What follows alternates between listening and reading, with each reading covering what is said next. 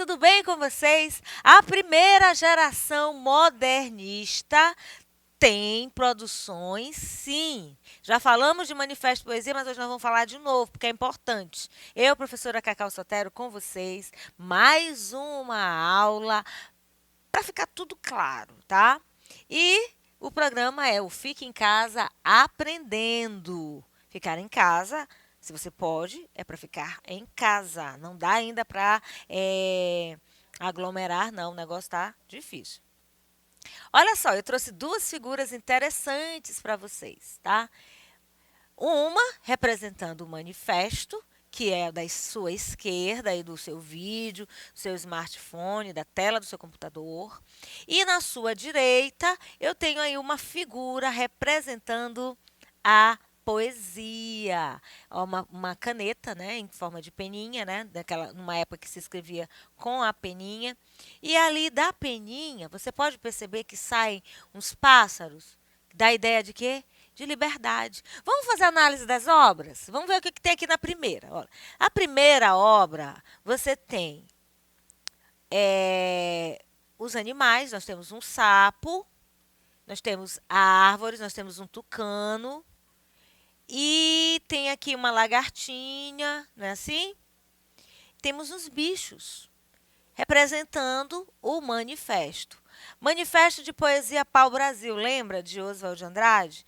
Então, o manifesto, nós já falamos de manifesto, nós vamos continuar falando, vamos continuar falando. É uma dica. Nós falamos muito isso, mas isso é um chamado de gerundismo, sabia? Que está errado. Vamos continuar falando. Então, vamos falar? Vamos continuar? É importante, né? São vícios que nós, embora ensinemos que está errado, aqui e ali nós falamos. Preste bem atenção nisso. É uma dica. Às vezes você pode falar, só não pode escrever, tá? Então, aqui, voltando, no lado esquerdo você tem aqui uma obra de arte, tá? Da Tarsila do Amaral. E aqui nós temos uma obra que eu tirei do Palavra Livre, que representa essa liberdade de escrever, certo? Então, assim, acompanhe comigo. Na literatura, o manifesto é definido como um texto de natureza dissertativa e persuasiva, uma declaração pública de princípios e intenções que objetiva alertar um problema ou fazer a denúncia pública de um problema que está ocorrendo, normalmente de cunho político. Na aula passada sobre manifesto, eu trouxe a estrutura do manifesto, eu falei de tipos textuais, eu falei de gêneros textuais, o manifesto é um gênero textual, mas aqui a gente vai voltar especificamente para a literatura, onde o manifesto foi evidenciado, com que intenção, né? Nós vamos reforçar o conteúdo, certo? Então, assim, esse manifesto é um texto que apresenta um cunho social muito forte. É o caso, por exemplo, do manifesto comunista, futurista, antropófago, surrealista e vários outros. Esses manifestos tinham o objetivo de, por meio de argumentos, convencer as pessoas de que o ideal pregado no texto deveria ser adotado. Então, assim, a persuasão é uma característica do manifesto. Eu já falei, vou repetir. A linguagem é carregada de intenções. Ninguém vai dizer uma coisa, desculpa, não era isso que eu queria dizer. Era isso que queria dizer, sim. Às vezes nós sugestionamos, soltamos o nosso pensamento, falamos aquilo sem querer, querendo, como dizia o Chaves. Por quê? Porque a língua tem essa função. E o manifesto tem função de quê? De persuadir e convencer pessoas de que o ideal pregado no texto deve ser adotado.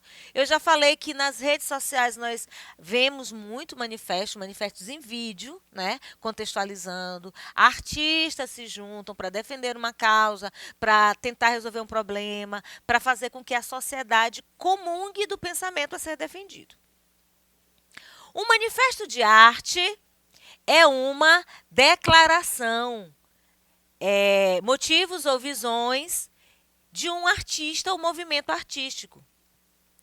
Manifestos são uma característica padrão de vários movimentos de vanguarda modernista. E ainda são escritos hoje. Manifestos de arte estão, por vezes, em sua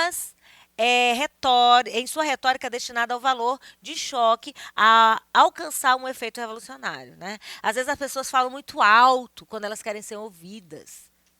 Entenderam? E aí, falar alto é uma figura de linguagem que eu posso dizer que o manifesto é o falar alto de um grupo, de pessoas ou de uma pessoa só. Para quê? Para que a ideia que ela está defendendo seja explanada para um grupo e esse grupo acabe comungando dessa ideia. Foi isso que eu quis dizer.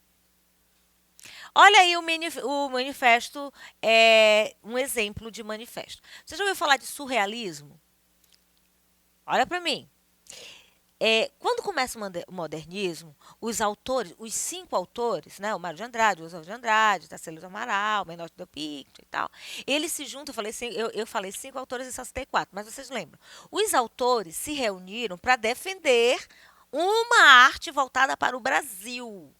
E aí, caracterizando o Brasil, defendendo os nossos costumes, enfim. Só que eles se basearam em quê? Em vanguardas europeias. E é isso que é o surrealismo, faz parte dessas vanguardas. Olha só. A arte surrealista rompe com a busca pelo sentido nas representações. É o surreal. O que é surreal? É aquilo que está para além do real, que é mais que real, porque transcende a compreensão racional e vai se relacionar com a mente inconsciente, o imaginário e o absurdo. Olha para essa figura. É um ovo com um zíper e de dentro do ovo está saindo um pássaro. Vai representar a liberdade. Vai transcender por quê? Porque dentro do ovo não tem pássaro, tem outra coisa. Tem uma gema e uma clara que, se chocados, vai sair um pintinho, um passarinho, um canário, qualquer ave que vai sair ali do ovo. Mas aqui eu tenho uma imagem que vai transcender, que vai além da minha imaginação. Isto é surrealismo. E por se basear nas vanguardas, os autores começaram a compor as suas obras, rompendo com a Europa, mas ao mesmo tempo se baseando na Europa. Por isso que o Manifesto de Poesia Pau-Brasil veio confrontado pelo Manifesto Verde e Amarelismo. Já que é para romper com a Europa, vamos romper de vez. Ou se é nacionalista, ou se não é. Então, mais ou menos isso que aconteceu naquela época. O Manifesto Surrealista foi escrito por André Breton, que propunha uma nova proposta estética que rompesse com a primazia de compreensão nacional, sem diferenciação entre sonho e realidade ou entre lucidez e delírio. Um trechinho aí, ó.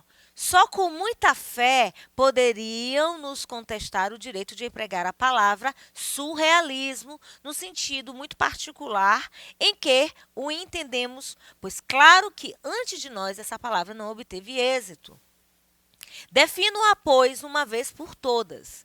Surrealismo, sujeito masculino, automatismo psíquico, puro pelo qual se propõe exprimir, seja verbalmente, seja por escrito, seja de qualquer outra maneira, o funcionamento real do pensamento, ditado do pensamento na ausência de todo controle exercido pela razão, fora de toda preocupação estética ou moral. Enciclopédia filosófica. O surrealismo repousa sobre a crença na realidade superior de certas formas de associações desprezadas antes dele, na onipotência do sonho, no desempenho desinteressado do pensamento, tende a demolir definitivamente todos os outros mecanismos psíquicos e a se substituir a eles na resolução dos principais problemas da vida. Deram testemunho de surrealismo absoluto os senhores Aragon, Baron, Boifard, Breton, Carrive, Crevel, Deitel, Denos, Eluard, Gerard, Limbaud, Maicaine, Maurice, Naville, Noll, Pellet, Picon, Sul, Paut e Vitrac. Olha quantas pessoas defenderam essa ideia de surrealismo. Isso aqui é um manifesto surrealista. Deu para entender de verdade o que é um manifesto? Geralmente, os manifestos abordam questões mais amplas, como o sistema político. Temas típicos são a necessidade de revolução e liberdade de expressão, e a superioridade implícita ou abertamente declarada dos escritores sobre os status quo. O manifesto dá um meio de expressar, divulgar e registrar ideais para o artista ou grupo de arte, mesmo que apenas uma ou duas pessoas escrevam as palavras, isso é principalmente atribuído ao nome do grupo. E em 1855, Gustave Colbert escreveu um manifesto realista para a introdução ao catálogo de sua exposição independente e pessoal. E, em 1886, o Manifesto Simbolista foi publicado no jornal francês Le Figaro pelo poeta e ensaísta Jean Moraes. Olha só, eu falei de manifesto surrealista, eu falei de manifesto realista. Então, os autores se juntam e defendem uma ideia. E mesmo que um ou outro escreva só um pouquinho, todo mundo entra na roda para assinar aquele manifesto. Interessante, né? O primeiro manifesto de arte do século XX foi introduzido com os futuristas na Itália em 1909, seguido pelos cubistas, vorticistas, dadaístas e surrealistas. O período até a Segunda Guerra Mundial criou os que ainda são os manifestos mais conhecidos. Embora eles nunca tenham deixado de ser emitidos, outras mídias, como o crescimento da radiodifusão, tendem a deixar de lado tais declarações. Então, aqui você vê como começou, como se desenvolveu, onde chegou. Até hoje nós temos manifestos, até hoje existem as manifestações. O que são as manifestações? São atos públicos de um grupo, de um bairro, de um grupo conservador, de um grupo religioso, defendendo um ponto de vista, chamando a atenção da sociedade. Só que não está escrito, está expresso com ações, com gritos de ordem. Vamos dizer que seria um manifesto oral. Um manifesto é a comunicação feita ao mundo inteiro, cuja única pretensão é a descoberta de uma cura instantânea para a sífilis política. Lembrando que sífilis é uma doença, tá? Sífilis política, astronômica, artística, parlamentar, agronômica e literária. Pode ser agradável e bem-humorado, está sempre certo, é forte, vigoroso e lógico. A propósito da lógica, eu me considero muito simpático. Quem escreveu isso foi o Tristan Tzara. Quem era ele? Poeta romeno, judeu e francês, um dos iniciadores do dadaísmo em 1916, em plena Guerra Mundial. Então, no meio de uma guerra, o cara entra para a história com um movimento de vanguarda chamado dadaísmo. Os movimentos de vanguarda, futurismo, surrealismo, dadaísmo, tá bom? Que se estuda muito em arte, tá? Você vai ver isso com o professor Marcos Vinícius, uma fera na arte que vai trazer esse assunto para vocês, e aí vocês contextualizam nesse período aqui da história literária. Vamos de poesia? Bom, eu estou falando de manifesto, agora eu vou falar de poesia. E eu posso também usar a poesia para manifestar os meus sentimentos, as minhas ideias, alfinetar alguém, chamar atenção. Vamos ler? Quando sinto a impulsão lírica, escrevo sem pensar que tudo o que meu inconsciente me grita. Penso depois, não só para corrigir, como para justificar o que eu escrevi. Daí a razão deste prefácio interessantíssimo. Um pouco de teoria? Acredito que o lirismo, nascido no subconsciente, acrisolado num pensamento claro ou confuso, cria frases que são versos inteiros, sem prejuízos de medir tantas sílabas, com acentuação determinada. Pronomes? Escrevo brasileiro. Se uso ortografia portuguesa, é porque não alterando o resultado, dá-me uma ortografia. Escrever arte moderna não significa jamais, para mim, representar a vida atual no que tem de exterior, automóveis, cinema, asfalto. Se estas palavras frequentam-me o livro, não é porque pense com elas escrever moderno, mas porque, sendo o meu livro moderno, elas têm nele sua razão de ser. Mário de Andrade, poeta, modernista, participante da primeira geração, né? Geração do Crash, do... que mais, gente? Como era a primeira geração?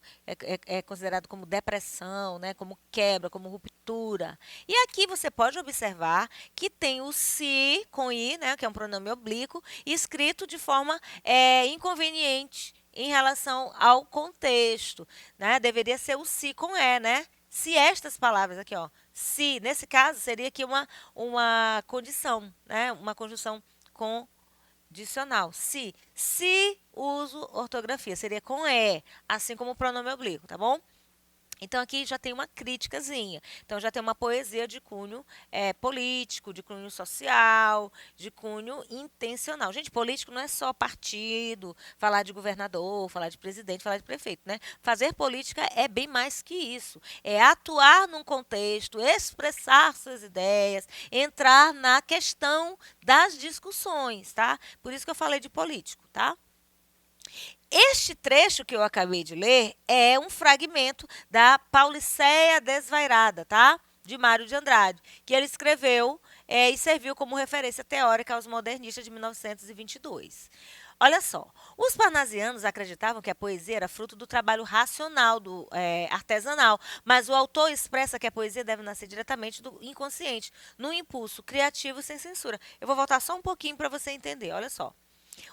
Acredito que o lirismo, nascido do subconsciente, acrisolado no pensamento claro ou confuso, cria frases que são versos inteiros, sem prejuízo de medir tantas sílabas, com acentuação determinada. Esse medir sílabas, ele está se referindo à metrificação, à quantidade de sílabas poéticas que deve haver dentro de um verso, que é uma crítica ao parnasianismo, que o autor faz usando a poesia, tá? Volta lá.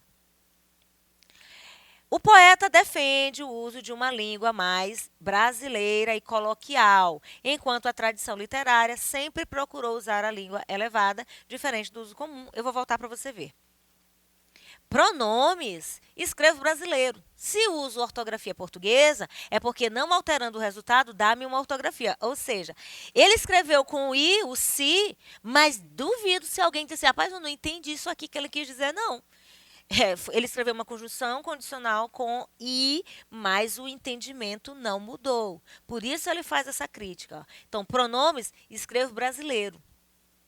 Se uso ortografia portuguesa, é porque, alterando o resultado, dá-me ortografia. Aqui ele escreve bem direitinho, dá-me, que é a introdução de um verbo numa oração. O pronome oblíquo não pode vir primeiro, né? A gente fala, me dá, me empresta, me perdoa, mas na hora da colocação da norma culta, eu tenho que colocar o pronome oblíquo para depois. Isso aí é colocação pronominal.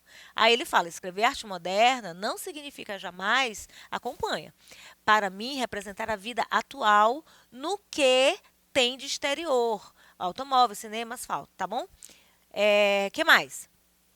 A arte moderna deve tratar da vida atual. Por isso que ele fala de automóveis e outros elementos da modernidade, que fazem parte, né, e podem fazer parte da arte moderna porque integrava a vida moderna. Então, ele não desconsiderava o uso de elementos da modernidade, mas ele critica a arte parnasiana, falando da coloquialidade, falando da métrica, enfim, ele faz mesmo uma crítica usando a poesia. Outra poesia. São José del Rei, Bananeiras, o Sol, o Cansaço da Ilusão, Igrejas, o Ouro na Serra da Pedra, a Decadência. Aqui ele faz a descrição, tá? De sua cidade, com elementos típicos da paisagem natural e sua decadência. Um grupo de modernistas, liderado por Oswald de Andrade, interessado em redescobrir o Brasil, fez uma viagem às cidades históricas mineiras. E não há conectores entre os versos, tá? As palavras vão se ligando por justaposição.